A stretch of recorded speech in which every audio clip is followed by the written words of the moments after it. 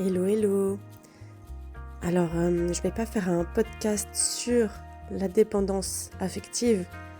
Par contre, si vous vous sentez en dépendance affective dans une relation spécifique et que vous vous sentez malheureux, malheureuse, que vous voudriez en sortir et que vous ne parvenez pas, ou alors que vous ne voulez pas en sortir, mais que vous vous sentez malheureux, dévitalisé, pas bien, j'ai une petite clé pour aujourd'hui qui peut peut-être vous aider.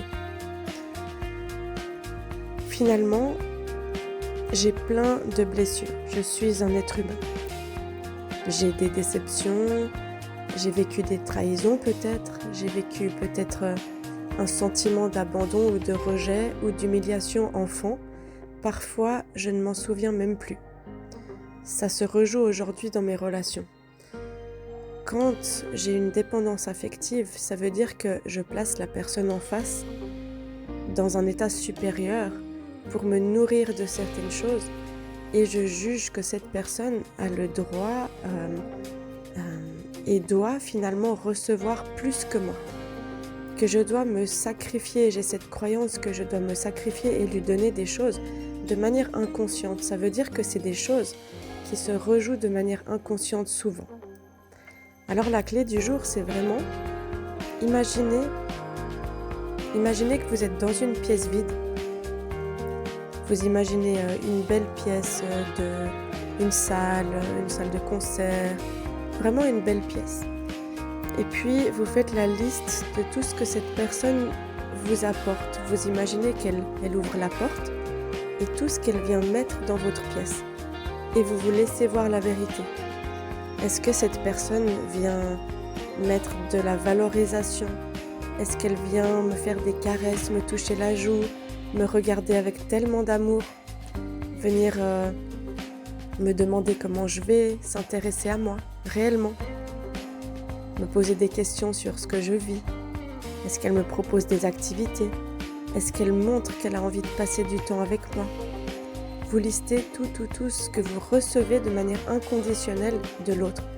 De manière inconditionnelle, ça signifie là où je fais rien pour recevoir, où j'ai rien à faire pour être aimé, tout simplement. Et puis vous regardez si votre pièce elle est remplie et vous vous laissez voir la vérité. Et ensuite, vous pouvez imaginer, vous quittez cette pièce, vous franchissez un couloir et vous entrez dans la pièce de l'autre personne et vous observez tout ce que vous mettez dans la pièce de l'autre. Et ensuite, vous équilibrez.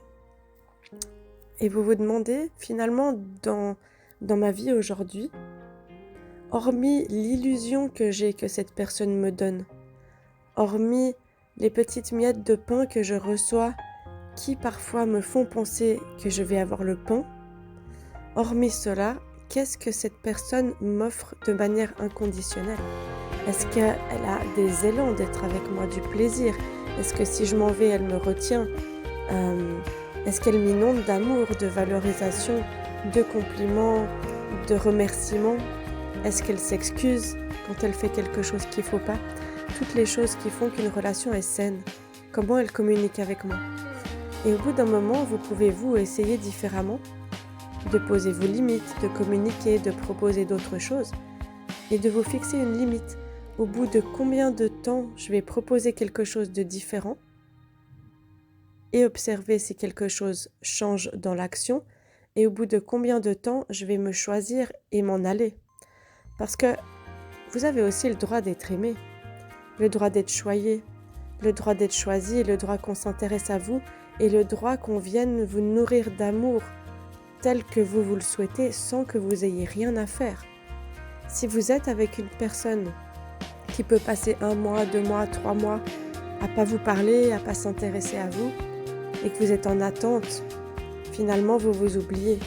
Si vous êtes avec une personne qui vous crie dessus ou vous offre un traitement par le silence, dès que vous essayez de communiquer de ce que vous ressentez, vous vous oubliez. Si vous êtes avec une personne qui vous donne jamais d'affection, jamais une petite attention, un petit mot doux, quelque chose qui est un élan du cœur, vous vous oubliez. Alors vraiment regardez de quelle nourriture moi je nourris la relation et de quelle nourriture l'autre nourrit la relation.